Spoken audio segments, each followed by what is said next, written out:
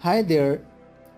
Tenses की series को आगे बढ़ाते हुए ये हमारी टेंसेस के टॉपिक पर सेकंड वीडियो है। इससे पहले जो फर्स्ट वीडियो अपलोड की गई है उसमें हमने डिस्कस किया था प्रेजेंट इंडेफिनाइट टेंस को, यानी कि फ़ेल हाल मुतलक को हम अपनी पहली वीडियो में डिस्कस कर चुके हैं। हमने उस वीडियो में देखा कि हम जब प्रेजेंट इंडेफिनाइट की बात करते हैं तो हम उसमें कौन सी फॉर्म ऑफ वर्ब इस्तेमाल करते हैं, कौन सा हेल्पिंग वर्ब इस्तेमाल करते हैं और उसके सेंटेंसेस हम किस तरह से बना सकते हैं, चाहे वो पॉजिटिव हो, चाहे वो नेगेटिव हो या फिर इंट्रोगेटिव सेंटेंसेस हो। हम उन्हें किस तरह से बना सकते हैं ये हम अपनी पहली वीडियो में जो प्रेजेंट इंडेफिनाइट टेंस पर थी हम उसमें बहुत अच्छी तरह से सीख चुके हैं। तो अब आते हैं सेकंड टेंस की तरफ, जो है प्रेजेंट कॉन्टिन्यूस टेंस। इसका मतलब है फेल हाल जारी। फेल हाल जारी।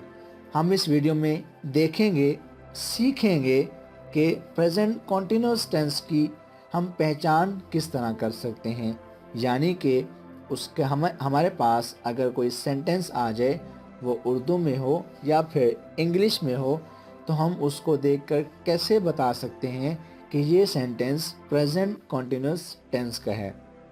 आगे चलते हुए हम जानेंगे कि इसमें कौन सी फॉर्म ऑफ वर्ब का इस्तेमाल किया जाता है और इसमें कौन कौन से हेल्पिंग वर्ब्स को यूज़ किया जाता है और कौन से हेल्पिंग वर्ब किस सब्जेक्ट के साथ आते हैं, हम ये भी देखेंगे। तो मेरे साथ इस वीडियो को आखिर तक देखिएगा, क्योंकि इस वीडियो के आखिर में एक वर्कशीट गिवन है जो आपने अटेम्प्ट करनी है और उसके आंसर्स हमें व्हाट्सएप पर सेंड करने हैं। वहाँ हम आपकी करेक्शन करेंगे।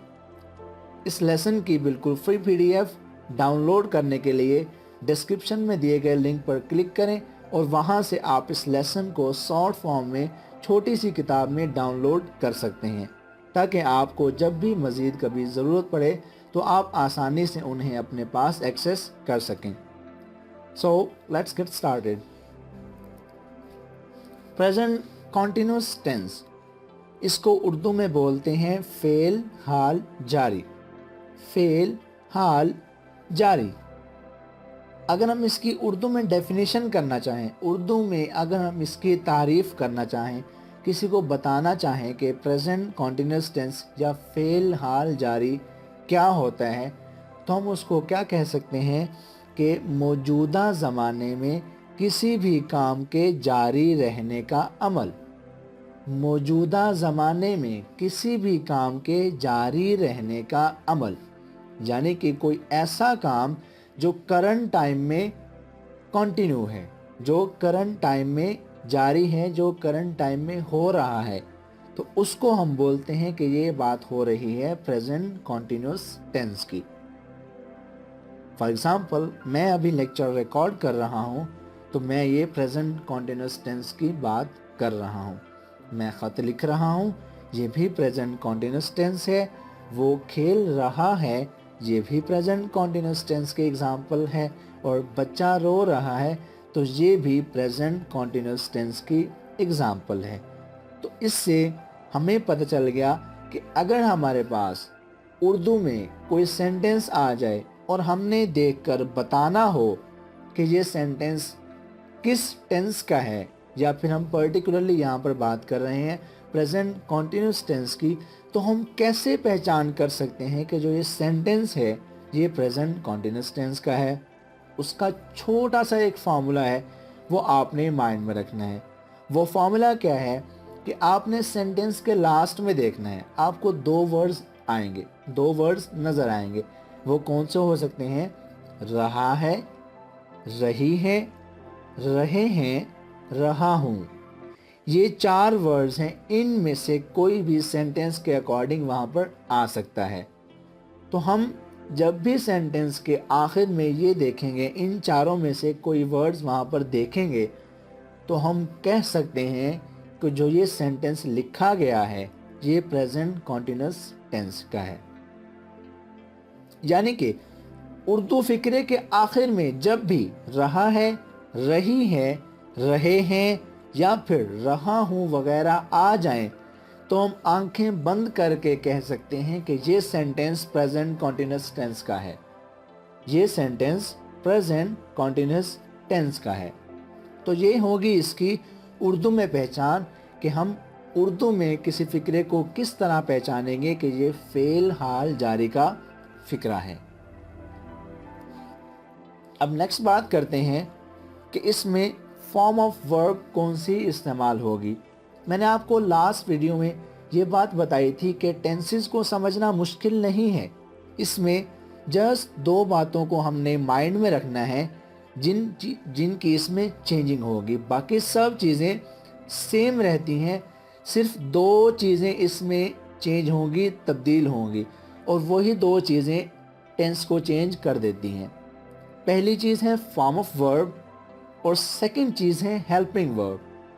फॉर्म ऑफ वर्ब और हेल्पिंग वर्ब, अगर हम इन दो चीज़ों पर कमांड हासिल कर लें, हमें पता चल जाए कि कौन सी फॉर्म ऑफ वर्ब किस टेंस में इस्तेमाल होगी और कौन सा हेल्पिंग वर्ब किस टेंस में किस सब्जेक्ट के साथ कैसे यूज़ होगा, तो टेंसेस को समझना तो कोई मसला ही नहीं है। हम टेंसेस को आसानी से याद कर सकते हैं, समझ भी सकते हैं, बशर्ते कि हमें ये दो चीज़ों पर ग्रिप होनी चाहिए।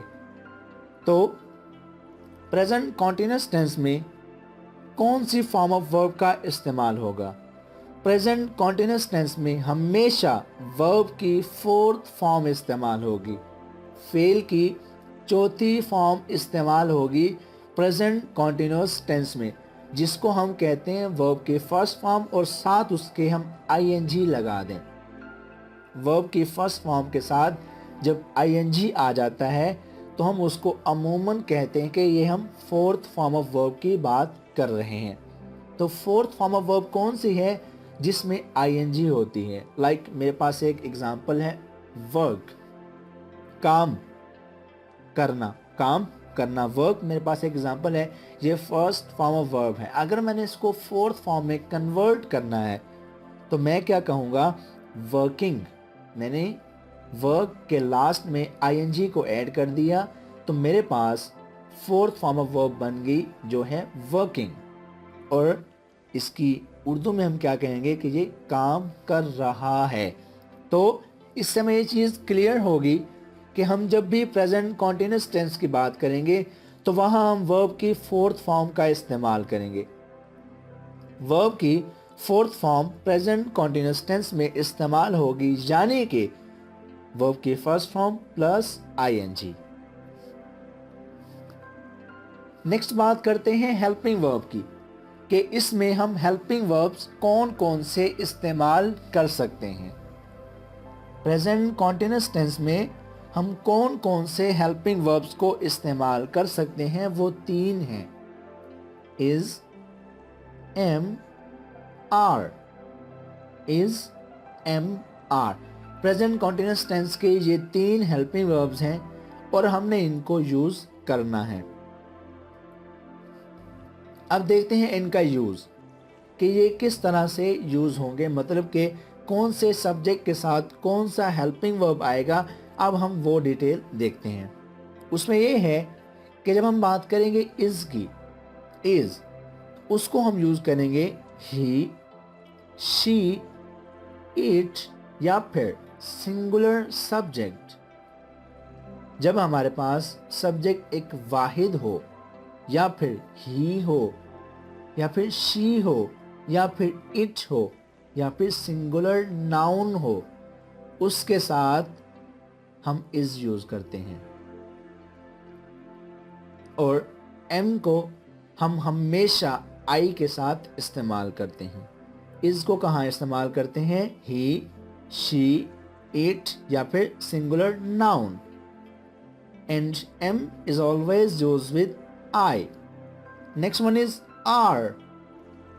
हम इसको यूज करते हैं वी, यू, दे और प्लूरल नाउन के साथ। वी, यू, दे और प्लूरल नाउन के साथ हम हमेशा आर का इस्तेमाल करते हैं। तो ये हो गया हेल्पिंग वर्ब्स का इस्तेमाल कि हम जब भी प्रेजेंट कॉन्टिन्यूस टेंस की बात करते हैं तो उसमें 3 हेल्पिंग वर्ब्स होते हैं, इज, एम और आर। अब हमने ये देख लिया कि हमने इज को कहाँ इस्तेमाल करना है, एम को कहाँ इस्तेमाल करना है और आर को कहाँ इस्तेमाल करना है। नेक्स्ट इसमें स्टेप आता है कि सेंटेंसेस को हम किस तरह से बना सकते हैं।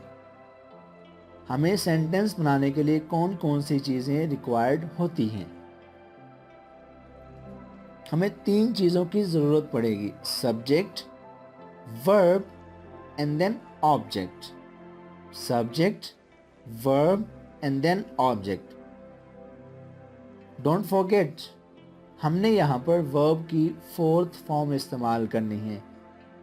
S is equal to subject, V is equal to verb and O is equal to object. और जब हम वर्ब की बात करेंगे तो हमने यहाँ पर 4th फॉर्म ऑफ वर्ब इस्तेमाल करनी है, यानी कि ING वाली फॉर्म। सो एक एग्जांपल देख के यहाँ पर समझाया हुआ है कि हम यहाँ पर सेंटेंस को किस तरह से क्रिएट कर सकते हैं।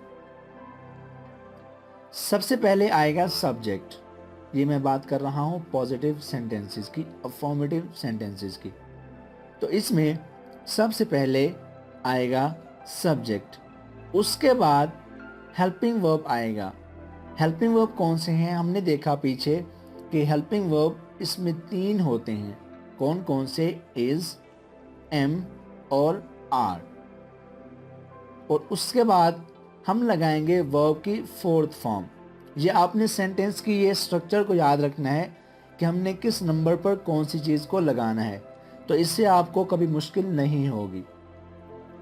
सबसे पहले नंबर पे सब्जेक्ट आएगा, उसके बाद दूसरे नंबर पे हेल्पिंग वर्ब्स आएंगे, तीसरे नंबर पे वर्ब की 4th फॉर्म आएगी और सबसे लास्ट में हमारा ऑब्जेक्ट आएगा, अगर वो सेंटेंस में मौजूद है तो। वरना हमारा सेंटेंस यहाँ पर कंप्लीट हो जाता है। सब्जेक्ट पहले नंबर पे, हेल्पिंग वर्ब दूसरे नंबर पे और वर्ब की 4th फॉर्म तीसरे नंबर पे। I am writing a letter. I am writing a letter. मैं ख़त लिख रहा हूँ। अब आप इसमें गौर कीजिएगा, जो मैंने ऊपर आपको सेंटेंस की स्ट्रक्चर बताई है, मैंने इस एग्जाम्पल में उसको फॉलो किया या नहीं किया।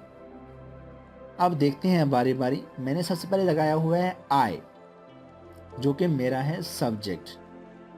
तो पहले नंबर पे मैंने अपनी फर्स्ट कंडीशन को फुलफिल कर दिया कि हमने पहले नंबर पे सब्जेक्ट लगाना है।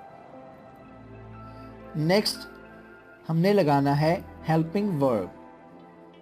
और हेल्पिंग वर्ब हमने कैसे लगाना है, हमने जो सब्जेक्ट यूज़ किया है उसके अकॉर्डिंगली हमने यहाँ पर हेल्पिंग वर्ब को इस्तेमाल करना है। मैंने पीछे हेल्प सब्जेक्ट यूज़ किया I, और हमने देखा कि हम I के साथ हमेशा M यूज़ करते हैं, तो I के साथ M मैंने लगा दिया हेल्पिंग वर्ब। अब यहाँ पर मेरी 2 कंडीशंस फुलफिल हो गई हैं, पहले नंबर पे सब्जेक्ट और दूसरे नंबर पे सब्जेक्ट के अकॉर्डिंग हेल्पिंग वर्ब। तीसरे नंबर पे मैंने लगाई है वर्ब की 4th फॉर्म, जो कि है राइटिंग। वैसे तो ये है राइट और ये फर्स्ट फॉर्म राइट बनती है इसकी, लेकिन हमें चूँकि यहाँ पर 4th की ज़रूरत है तो हमने यहाँ पर लगा दिया writing. I am writing a letter. मैं एक खत लिख रहा हूँ। Writing is the 4th form of verb. यहाँ तक मेरी 3 कंडीशंस फुलफिल हो जाती हैं। उसके बाद जो सबसे लास्ट है वो है ऑब्जेक्ट, और वो क्या है, लेटर। तो यहाँ मेरी चारों कंडीशंस फुलफिल हो गई हैं, यानी कि सब्जेक्ट पहले नंबर पे, हेल्पिंग वर्ब दूसरे नंबर पे, 4th फॉर्म ऑफ वर्ब तीसरे नंबर पे और ऑब्जेक्ट हमारा चौथे नंबर पे। I is equal to subject, M is equal to helping verb और right plus ING is equal to 4th form of verb and a letter is equal to object. अब है हमारा main topic, हमने यहाँ पर practice करनी है। जो ऊपर हमने चीज़ें पढ़ी हैं हम उनको यहाँ पर यूटिलाइज करेंगे। सबसे पहले हम लाते हैं पॉजिटिव सेंटेंसेस। तो पॉजिटिव सेंटेंसेस के लिए हमने जो स्ट्रक्चर पीछे पढ़ी है अभी वही यूज़ करनी है। पहले सब्जेक्ट, उसके बाद हेल्पिंग वर्ब, उसके बाद फोर्थ फॉर्म ऑफ वर्ब और उसके बाद ऑब्जेक्ट। मेरे पास एक सेंटेंस है, मैं अखबार पढ़ रहा हूँ। मैं अखबार पढ़ रहा हूँ। इसका सेंटेंस क्या बनता है इंग्लिश में? I am reading the newspaper. I am reading the newspaper. मैं अखबार पढ़ रहा हूँ। मैंने सब्जेक्ट यूज़ किया आई, उसके अकॉर्डिंगली मैंने हेल्पिंग वर्ब यूज़ कर लिया एम। नेक्स्ट सेंटेंस, हम अच्छी किताबें पढ़ रहे हैं। हम अच्छी किताबें पढ़ रहे हैं। We are reading good books. We are reading good books. हम अच्छी किताबें पढ़ रहे हैं। तुम दौड़ रहे हो। You are running. तुम दौड़ रहे हो। You are running. वो गेम खेल रहे हैं। They are playing games. They are playing games. वो गेम खेल रहे हैं। वो घर का काम कर रहा है। He is doing homework. He is doing homework. तो इसमें हमने देख लिया कि हमने जो जो सब्जेक्ट यूज़ किया उसके अकॉर्डिंगली हमने यहाँ पर हेल्पिंग वर्ब को इस्तेमाल कर लिया। अब नेक्स्ट है नेगेटिव सेंटेंसेस। नेक्स्ट है नेगेटिव सेंटेंसेस। इसमें क्या होगा? इसमें जस्ट हमने एक चीज़ का इजाफा करना है और वो है नॉट। क्योंकि मनफी की बात कर रहे हैं हम, तो यहाँ पर हमने एक चीज़ का इजाफा कर दिया, वो है नॉट। हमने वो कहाँ लगाना है? वो हमने right after the helping verb वो सेंटेंस में पुट करना है। जैसे सब्जेक्ट, उसके बाद हेल्पिंग वर्ब, उसके बाद not and then fourth form of verb और उसके बाद ऑब्जेक्ट।